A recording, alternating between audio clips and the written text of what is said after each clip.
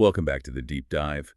Today, we aren't just reading a story, we are dissecting a war. Yeah, that's a good way to put it. We have a stack of documents here that paint a picture of the world of darkness that is, well, it's honestly pretty unsettling. Unsettling is putting it mildly. It's like a political thriller, but the politicians are all undead and the voters are, well, they're usually the victims. Right. And the source material we're covering today, it's all centered around the Clan novel.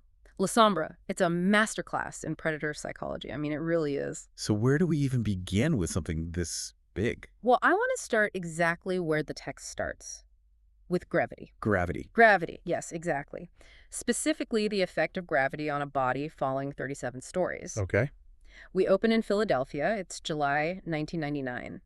And we witness the final second of existence for a character named Three-Finger Morty. Great name. I'm assuming he's not a major player in this whole thing. He is the absolute definition of a pawn. In the lore, guys like Morty are what they call shovelheads. Right. I've heard that term. The Sabbat, who are essentially the bad guys, or at least you could call them the worst guys, they mass embrace these thugs, hit them over the head with a shovel, bury them. And whoever digs themselves out gets to join the army. Exactly. They're cannon fodder. Yeah. Pure shock troops. And Morty, he's just been fired. Literally and metaphorically.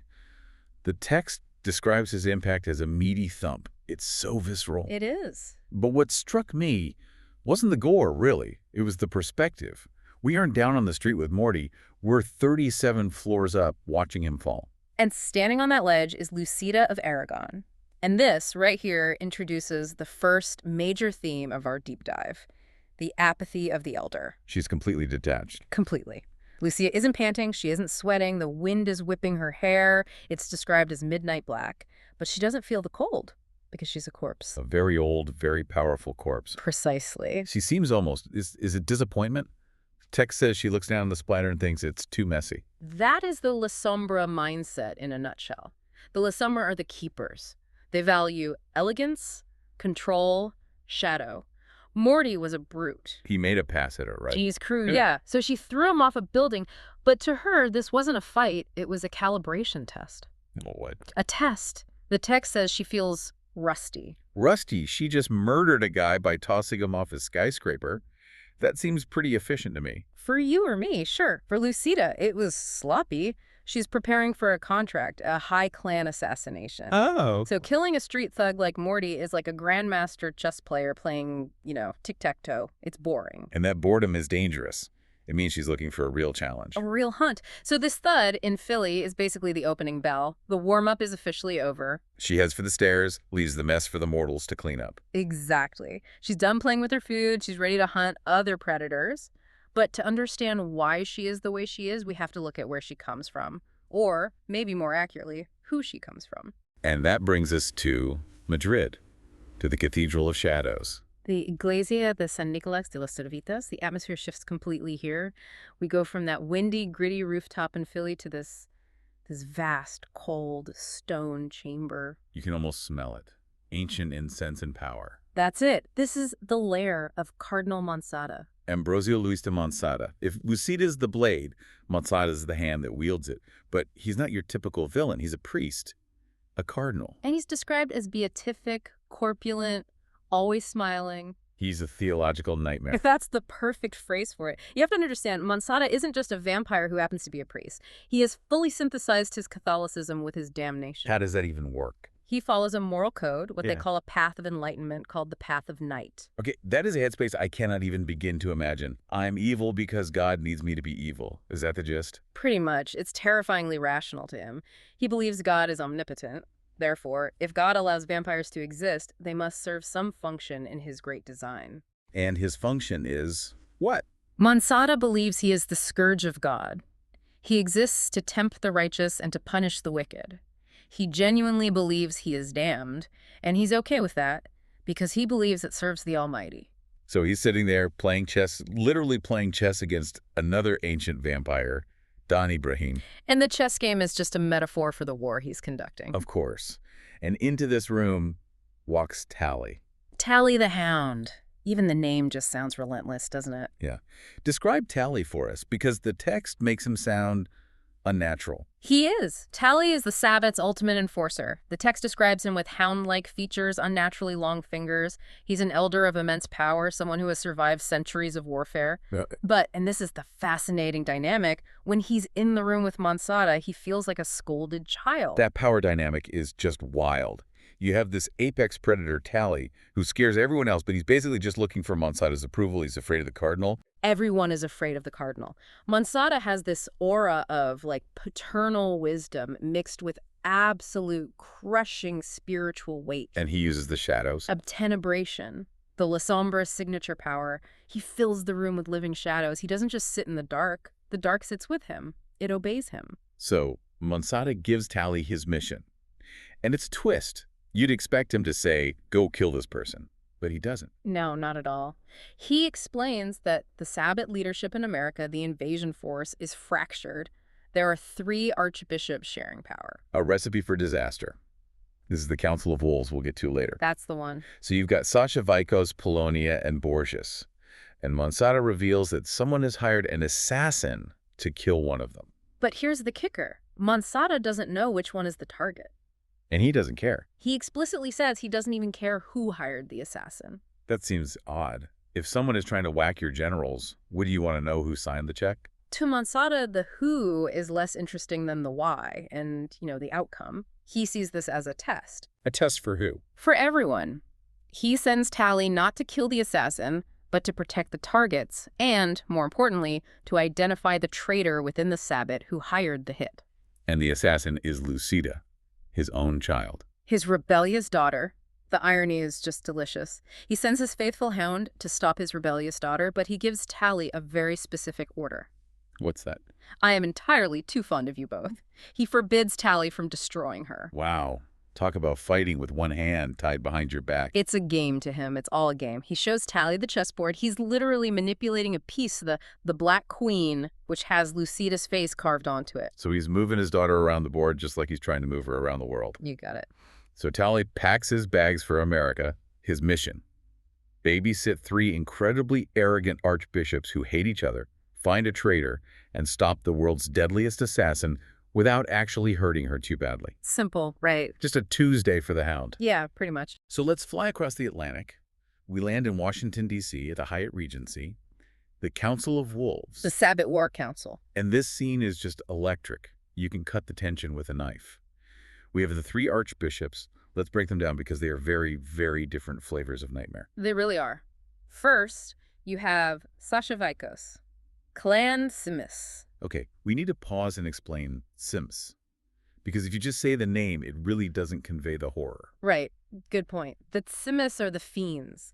They possess a discipline called vicissitude. Which lets them do what? They can mold flesh and bone like clay. They don't just look weird. They fundamentally alter their own biology. Sascha Vykos is, well, alien. Beautiful, terrifying fluid. Exactly. Vykos has transcended gender, transcended humanity. Vykos doesn't just walk into a room. Vykos performs an entrance. In the source text, Vykos interrupts the meeting by taking a cell phone call. A huge taboo for these ancient elders. And it's just to assert dominance. It's a total power move, an absolute power move. It says, I am modern, I am relevant, you dinosaurs are obsolete. Then you have Polonia, Clan Lasombra. He's the military strategist, cold, efficient. He's the adult in the room. The competent one. Exactly. He commands respect not because he's scary, though he is, but because he is competent. He represents the Lasombra ideal of leadership, leading from the shadows, but with an iron grip. And then there's Borges, the Archbishop of Miami, also Lasombra, but he's the total opposite of Polonia. He's a brute. Aggressive, loud, posturing. He's the guy who thinks every problem can be solved by hitting it harder. He represents the decay of the clan power without finesse. So you have the alien, the general, and the thug, and they are supposed to be working together to conquer the East Coast. And it's going about as well as you'd expect. The source text gives us this incredible moment that illustrates the pecking order.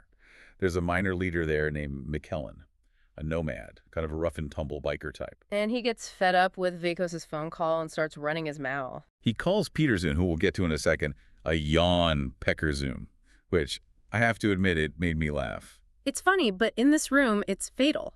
Or, well, nearly. McKellen challenges the decorum. And Polonia Polonia steps in. He doesn't shout, he doesn't frenzy, he walks over, puts his hand on McKellen's fist, and just squeezes. The description here is so visceral.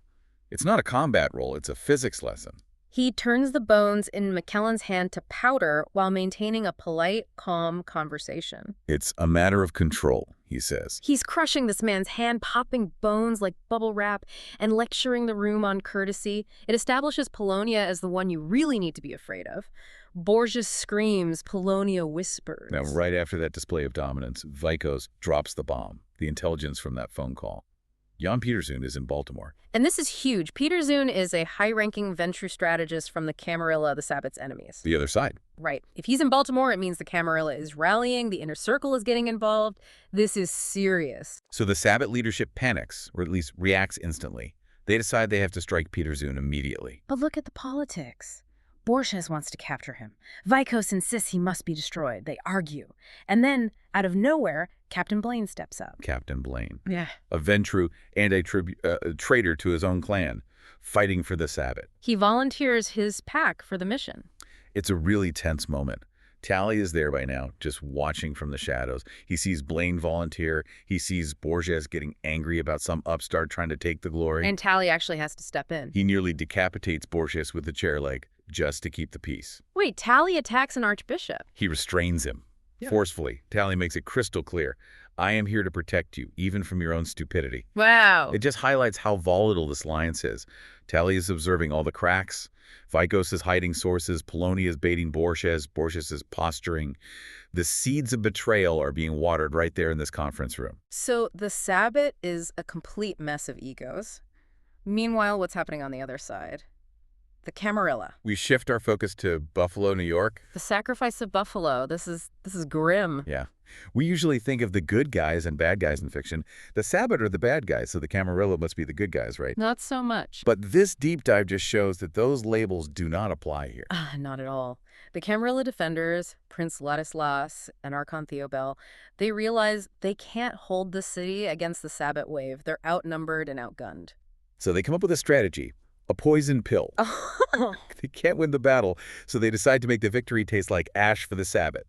They plan to evacuate the true assets, the elders, the valuable ghouls, and leave behind a screen of speed bumps. Speed bumps. That is a chilling euphemism for what they actually do. It is. We get a detailed look at the execution of this plan through a Nosferatu named Tomas and his child, Phoebe. And what do? They go out and kidnap random people, innocent victims, drag them into a basement. The mass embrace. Yes. They drain these 10 men and force-feed them vampire blood. These guys wake up as monsters in a dark cellar, confused, terrified. And Tomas, he lies to them. A complete lie. He tells them they're sick, and the only way to be cured is to fight the invaders coming into the city. It creates such a stark contrast to the Sabbat's brutality. The Sabbat are monsters, and they revel in it. The Camarilla are monsters who wear suits and pretend it's tactics. They treat these neonates as ammunition. It's just heart-wrenching. One guy is crying, promising he'll never do anything bad again. Another is banging on the walls. They are essentially child soldiers, created solely to die violently to buy the prince a few hours to escape. It really forces you to ask, is the Camarilla worth saving? Or are they just a different flavor of monster? They are not supposed to survive, Ladislas says. Chilling. It highlights the absolute disregard the elders have for the neonates. To Ladislas, those 10 men aren't people. They are ablative armor. So the trap is set. The Sabbat arrives in Buffalo. And leading the charge is our friend McKellen, the guy with the crushed hand. He's desperate to redeem himself. He was humiliated in D.C. Now he wants to be the conqueror of Buffalo. He thinks it's going to be a glorious slaughter. And initially it is. The Sabbat veterans just tear through those confused neonates. It's not a battle, it's an extermination. But then they hit the poison pill. Specifically, a Camarilla Nosferatu named Dustin, who stayed behind. Dustin. Gotta go with the flamethrower. A modified plant sprayer filled with diesel fuel. You have to remember, for vampires, fire is the primal fear, the root trek. Right. Most vampires will run from a lit match. Dustin straps a tank of napalm to his back and goes hunting. He incinerates McKellen's lieutenants, Sheldon and Mary, just torches them. Yeah. And then he sets his sights on McKellen. McKellen is dancing around trying to dodge, but he's outmatched by the sheer destructive area of that flamethrower. He is about to die. But he doesn't, because Tally is watching. And this is the moment I really want to dig into. The pebble moment. Ah, yes. This is a masterclass in game mechanics translating into pure narrative. Describe what happens. Tally doesn't rush in. He doesn't tackle Dustin. No, that would be messy. Tally is standing in the shadows. He assesses the vector of the flamethrower. He reaches down and picks up a pebble. A pebble. Just a jagged piece of concrete. Now, we need to explain two disciplines here. Celerity and potence. A what? Celerity is supernatural speed moving faster than the human eye can track. Potence is supernatural strength, the ability to exert massive force. So he's not just throwing in a rock. He is applying the force of a hydraulic press with the velocity of a sniper bullet to a small, jagged object. Physics takes over. Force equals mass times acceleration. Exactly. The mass is small, but the acceleration is supernatural. He just flicks his wrist. And the pebble hits Dustin's fuel tank. Ping! It doesn't just dent it. It punctures it like a high-caliber round. Fuel starts spraying everywhere. And then the second pebble. Spark. He hits the metal tank right where the fuel is leaking. The friction ignites the vapor. Well, Dustin explodes. McKellen is saved. And Tally hasn't even stepped out of the shadows yet. it's such a cool image, but it also tells us so much about Tally's philosophy. Why use a grand, dark ritual when a rock just works? Exactly. It's efficiency. The young vampires, the shovelheads, they are flashy. They scream, they use flamethrowers, they posture. The elders, they do the minimum necessary to achieve the maximum result. Does McKellen thank him? McKellen is too stupid to even realize what happened until Tally steps out of the shadows. Tally basically has to explain, I just saved your life, you idiot. But the celebration is short-lived, because the predator has arrived.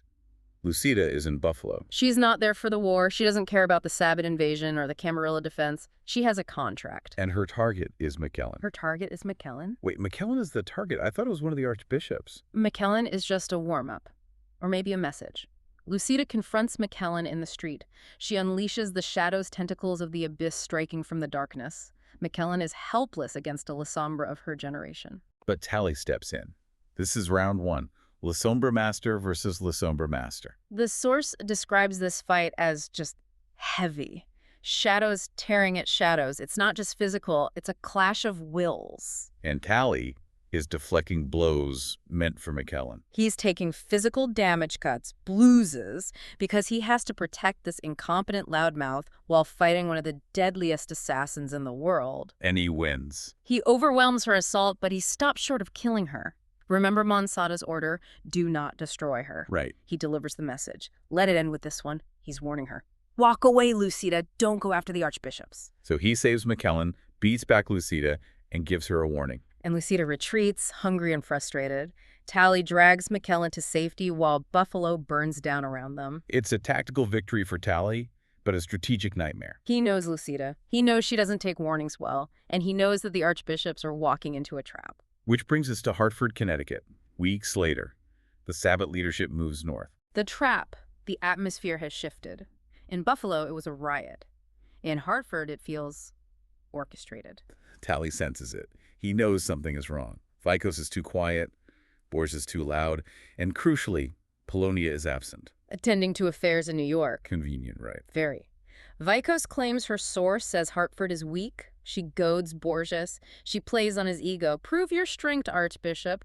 Lead the assault personally. And Borges, being Borges, takes the bait. He can't help himself. He needs the glory. Tally realizes the board is set for regicide. Borges is being fed to the lion. The night of long knives. The assault on Hartford begins, and it's a mess from the start. Complete chaos. Borges' troops are undisciplined. They set fires that block their own retreat. And then, hidden Camarilla snipers start picking off Vykos's war ghouls. And where's Vykos during all this? She vanishes, slips away, just gone, leaving Tally alone to guard Borges. And then Lucida strikes. This time, she's fully committed. She targets Borges. Tally intercepts, but he is exhausted. He's been fighting a war on all sides. So he's worn down. Absolutely. He uses his shadows to bind Lucida, dragging her away from Borges. It sounds like a desperate grapple. It is. Lucida is battered, bleeding. She uses a hidden knife. Tally is bleeding from a shoulder wound. He's holding her back, doing everything he can to fulfill Monçada's impossible order. But then, the interference. And this is the moment where the betrayal becomes undeniable. One of Vykos's surviving war ghouls crashes into the fray. It looks out of control, but the text suggests it was clearly directed. It knocks Tally aside. That's the opening she needed. A millisecond. Lucida seizes that millisecond, she lunges at Borges, and it's savage. There's no elegance here, no fancy shadow play. She just tears the Archbishop of Miami apart with claws and fangs. The source describes Borges screaming a sound of disbelief that ends in a gurgle. A prince of the Sabbat is dead. The balance of power shatters. Tally has failed. And Tally, he snaps. The river. This is the aftermath. Borges is dead. The mission is blown. Tally turns on Lucida with the fury of a failure. The chase scene sounds incredibly intense. Lucida is wounded, her knee is buckled, she's exhausted, she's fleeing toward the Connecticut River. And Tally is just this unstoppable force behind her. He's wading through traffic on I-91, getting hit by cars and just spinning off them, keeping his eyes locked on her. He is the Terminator in this moment. Lucida realizes she has no options left. She reaches the riverbank. Tally is right there. What does she do? She blows him a kiss. And she dives into the dark, muddy water. And she escapes. Tally stands on the bank, chest heaving. He can't track her in the sludge. And in that moment, standing by the highway, he realizes the orchestration. He puts it all together. Vykos cleared the board. Lucida was the weapon. He was just the unwilling witness. So we head to the outro. Back to Madrid. The confessional. Tally returns to Monçada. He kneels in the booth. He has to confess his failure. Archbishop Borges is dead at the hand of your child. You expect Monçada to be furious, you expect punishment. But instead, fascinating. That's all he says. No rage. Only a dark, satisfied acceptance. He implies this was a desired outcome. He calls Borges unnecessary waste. He implies that the game has been simplified. By removing the brute, the Sabbat in America is now consolidated under Polonia and Vykos, the two competent leaders. That is cold. That is the Lasombra. That is the jihad.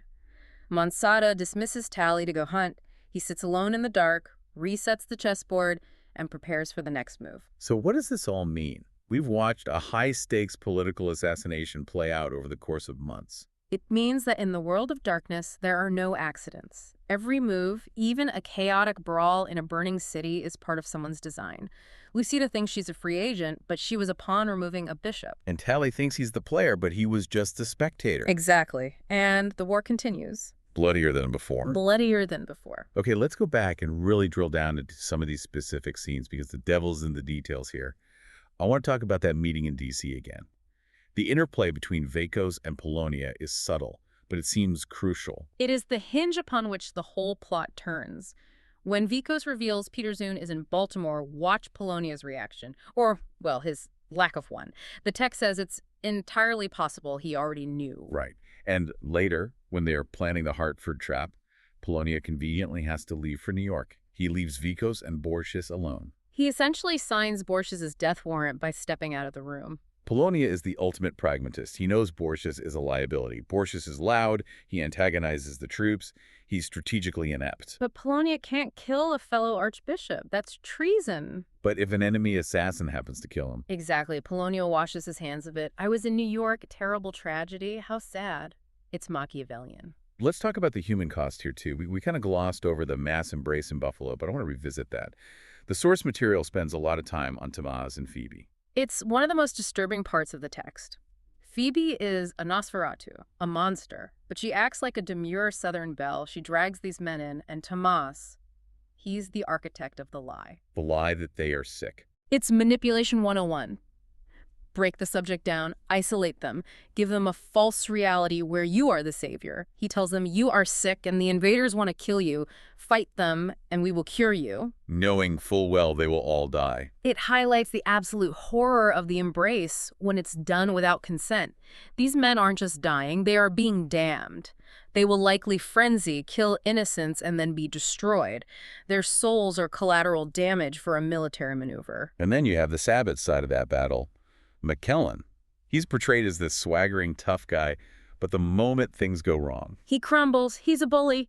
When the flamethrower starts up, McKellen isn't leading the charge. He's dancing around trying to save his own skin. He even leaves his lieutenant Adele to get torched. Then you duck. That's what he tells her. Unbelievable. Right. And contrast that with Tally. Tally steps out of the shadows. He doesn't panic. He acts. I want to talk about Lucida's perspective, too. We see her at the beginning, bored in Philly. Then we see her in Buffalo, hungry and frustrated. Then finally in Hartford. She seems to be evolving. She is. In Philly, she's detached. By Hartford, it's personal. Tally made it personal. When he stopped her in Buffalo, he bruised her ego. She mentions that the money doesn't matter anymore. It was the principle of the thing. Lasombra pride. She couldn't let Tally have the last word. That's why she risked everything in Hartford. She wasn't just there to kill Borges, she was there to beat Tally. And she barely did. Barely. If that war ghoul hadn't knocked Tally aside, the story might have ended very differently. Do you think Vykos sent that ghoul specifically to hit Tally? The source text says the ghoul was seemingly out of control but clearly directed. And we know Vykos was commanding them. Vykos shouted, "Stop her." But the ghoul hit Tally. Oops. Oops, indeed. Vykos wanted Borges dead just as much as Polonia did. Maybe more. Borges had been insulting Vykos the entire time, calling Vykos it, mocking the Tsimis fleshcrafting. So Vykos is patient, but vindictive. Very. So Tally was fighting Lucida, but he was also fighting the sabotage from his own side. He was the only one in Hartford actually trying to save Borges, and he failed because his allies wanted him to fail. Let's zoom out a bit. We have this chess metaphor running through the whole thing. Monçada and Don Ibrahim in Madrid. The shadowed board. Monçada explicitly says, "I am protecting my assets and trying to flesh out a traitor." And he succeeds in protecting the assets that matter. Polonia and Vykos survive. The traitor, well, that's ambiguous. He implies he knows the outcome was desired, but he doesn't explicitly name Vykos or Polonia as the traitor to Tally. He keeps his own counsel. Why? Why not tell Tally, go kill Vykos for betraying Borges? Because Vykos is useful, Borges was not. Monçada is a pragmatist. If Vykos orchestrated Borges' death, it proves Vykos' cunning and dangerous traits Monçada values. While Borges proved he was incompetent. In Monçada's twisted Darwinism, the strong survived. Justice is secondary to utility. That is a chilling worldview. It's the Sabbat worldview. Power serves itself. I want to circle back to a specific character moment that I found fascinating. Blaine, the antitribu captain. Ah, the volunteer. He's sitting in that war council in D.C., listening to the archbishops bicker. Mm-hmm. And he decides to speak up. Me and my boys, we'll take it. It's a moment of suicidal bravery or calculated risk. Blaine realizes that the big guys are paralyzed by politics. If he steps up, he either gets the glory or he gets dead. But staying in the room might get him dead anyway. And Tally's reaction to Blaine is interesting. He grills him. What would you have done if Borges attacked you? And Blaine says, I snapped a chair leg off, I'd stake him. That feels like such a punk rock moment.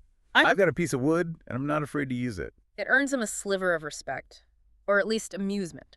It shows the disconnect between the high clans and the grunts on the ground. Blaine just wants to get the job done. And then there's the dark comedy, the elevator ride down. Oh, the elevator scene. Blaine's pack, Sonny, Terrence, and the war ghoul named Jam. It's short for Jammer. A monosauroid war ghoul, basically a rhino-horned monster, trying to carve his name into the ceiling with his horn. It grounds the story. These are monsters, but they're also just guys in a band, basically. Yeah. Arguing about who sat on whose gun, making fun of Vykos' freaky, leaky vibe. It humanizes the monsters right before they go out and murder people. It reminds us that the Sabbat isn't a monolith. It's a collection of individuals, most of whom are terrified of their bosses. Speaking of terrified, the scene where Tally finds Tolliver. The roadkill scene. Tolliver was McKellen's buddy. McKellen dumped him in a dumpster to save him, then Lucida found him, tortured him for info, and threw him out of a moving car. And dragged him for a couple of miles first. Right. Hold your foot against the road. It's cruel. It shows Lucida's darker side. She's not just an efficient killer. She's willing to inflict torture to get what she wants. But when Tally finds him, he helps him. He uses his own blood to revive him enough to talk. It's not altruism. He needs the intel. But there is a professionalism there. He calls someone to pick the guy up. He doesn't just leave him to rot. I know an opportunity when I see one. Exactly. Tally is always working the angles. So we have all these moving pieces, but the emotional core of the story really seems to be the triangle. Monçada, Lucida, Tally, the father, the daughter, and the uncle. The uncle is a good way to put it. The strange, dangerous uncle. Tally says, I am entirely too fond of you both. Monçada says the same. It's a dysfunctional family drama played out with superpowers. Lucida hates her sire, but she's obsessed with him. She's rebelling, but she's playing his game.